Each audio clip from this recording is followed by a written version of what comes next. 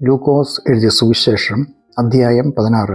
യേശു പിന്നെയും ശിഷ്യരോട് പറഞ്ഞത്, ധനികനായൊരു മനുഷ്യന് ഒരു കാര്യസ്ഥൻ ഉണ്ടായിരുന്നു.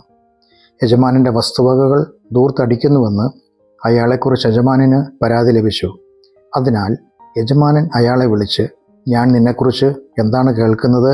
നീ മേൽനോട്ടം ചെയ്തതിൻ്റെ കണക്ക് കൊണ്ടുവരിക. നീ ഇനി കാര്യസ്ഥനായിരിക്കാൻ പാടില്ല എന്ന് പറഞ്ഞു. അപ്പോൾ കാര്യസ്ഥൻ തന്നോട് തന്നെ പറഞ്ഞു, യജമാനൻ എന്നെ കാര്യവിചാരകത്തിൽ നിന്ന് നീക്കാൻ പോകുന്നു. ഞാൻ എന്തു ചെയ്യും? കിളയ്ക്കാൻ എനിക്ക് ശക്തിയില്ല. ഭിക്ഷ യാചിക്കാൻ ഞാൻ ലജ്ജിക്കുന്നു. യജമാനൻ എന്നെ കാര്യസ്ഥൻ്റെ ജോലിയിൽ നിന്നും നീക്കുമ്പോൾ ആളുകൾ തങ്ങളുടെ വീടുകളിൽ എന്നെ സ്വീകരിക്കേണ്ടതിന് എന്ത് ചെയ്യണമെന്ന് എനിക്കറിയാം. പിന്നെ അവൻ തൻ്റെ യജമാനനിൽ നിന്ന് കടം വാങ്ങിയ ഓരോരുത്തരെയും വരുത്തി ആദ്യത്തെയാളോട്, നീ യജമാനനോട് കടം വാങ്ങിയിട്ടുള്ളത് എത്രയാണ് എന്ന് ചോദിച്ചു. 100 കുടം എണ്ണ എന്നവൻ മറുപടി പറഞ്ഞു. കാര്യസ്ഥൻ അവനോട്, ഇതാ അതിൻ്റെ വായ്പാരേഖ, വേഗമിരുന്ന് 50 എന്ന് എഴുതുക എന്ന് പറഞ്ഞു. അതിനുശേഷം അടുത്തവനോട്, നീ എത്രയാണ് കടം വാങ്ങിയിരിക്കുന്നത് എന്ന് ചോദിച്ചു. 100 പറ ഗോതമ്പ് എന്ന് അവൻ പറഞ്ഞു. നിന്റെ വായ്പാരേഖ എടുത്ത് 80 എന്ന് എഴുതുക എന്ന് കാര്യസ്ഥൻ അവനോട് പറഞ്ഞു. അനീതിയുള്ള ഈ കാര്യസ്ഥൻ കൗശലം കാട്ടിയതിൽ യജമാനൻ അവനെ അഭിനന്ദിച്ചു. കാരണം ഈ ലോകത്തിൻ്റെ മക്കൾ തങ്ങളുടെ തലമുറയിൽ വെളിച്ചത്തിൻ്റെ മക്കളേക്കാൾ കൗശലം ഉള്ളവരാണ്.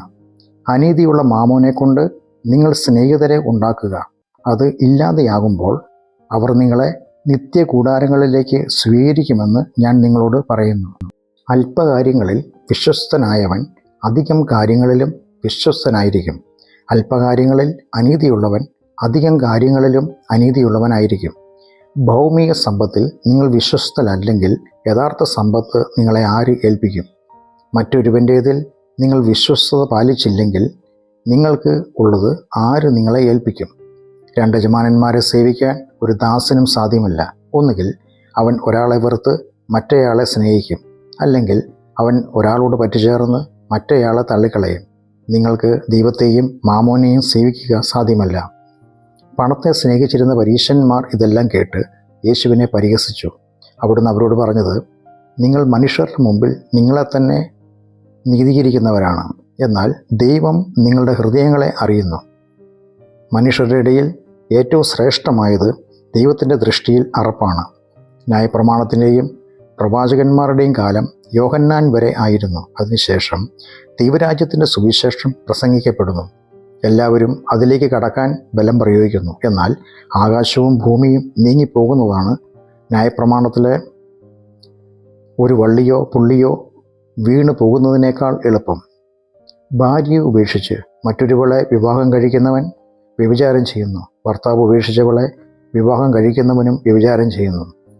ധനികനായൊരു മനുഷ്യൻ ഉണ്ടായിരുന്നു.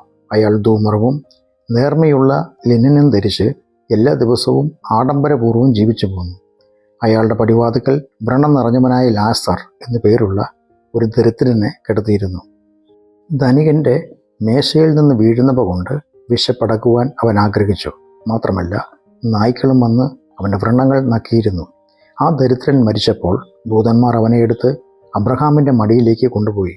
ധനികനും മരിച്ച് അടക്കപ്പെട്ടു. പാതാളത്തിൽ യാതന അനുഭവിക്കുമ്പോൾ അയാൾ മുകളിലേക്ക് നോക്കി.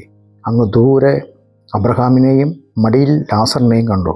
അബ്രഹാം, പിതാവേ, എന്നോട് കനിവുണ്ടാകണമേ. ലാസറിൻ്റെ വിരലിൻ്റെ അറ്റം വെള്ളത്തിൽ മുക്കി എൻ്റെ നാവിനെ തണുപ്പിക്കേണ്ടതിന് അദ്ദേഹത്തെ അയക്കണമേ. ഞാൻ ഈ ജ്വാലയിൽ അതിവേദന അനുഭവിക്കുന്നു എന്ന് നിലവിളിച്ചു പറഞ്ഞു.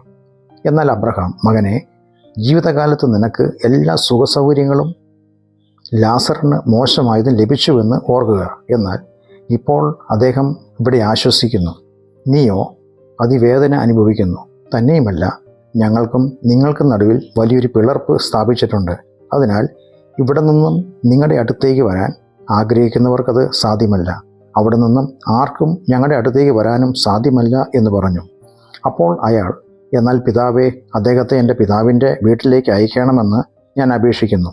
എനിക്ക് 5 സഹോദരന്മാരുണ്ട്. അവരും ഈ യാതനാസ്ഥലത്ത് വരാതിരിക്കേണ്ടതിന് അദ്ദേഹം അവർക്ക് മുന്നറിയിപ്പ് നൽകട്ടെ എന്ന് പറഞ്ഞു. അതിന് അബ്രഹാം അയാളോട്, അവർക്ക് മോശയും പ്രവാചകരുമുണ്ടല്ലോ, അവർ അവരുടെ വാക്ക് കേൾക്കട്ടെ എന്ന് പറഞ്ഞു. അതിന് അയാൾ, അങ്ങനെയല്ല അബ്രഹാം പിതാവേ, മരിച്ചവരിൽ നിന്നും ഒരാൾ അവരുടെ അടുത്ത് ചെന്നാൽ അവർ മാനസാന്തരപ്പെടും. അബ്രഹാം അയാളോട്, അവർ മോശയുടെയും പ്രവാചകന്മാരുടെയും വാക്ക് കേൾക്കുന്നില്ലെങ്കിൽ മരിച്ചവരിൽ നിന്നും ഒരാൾ ഉയർത്തെഴുന്നേറ്റ് ചെന്നാലും അവർ വിശ്വസിക്കില്ല എന്ന് മറുപടി പറഞ്ഞു.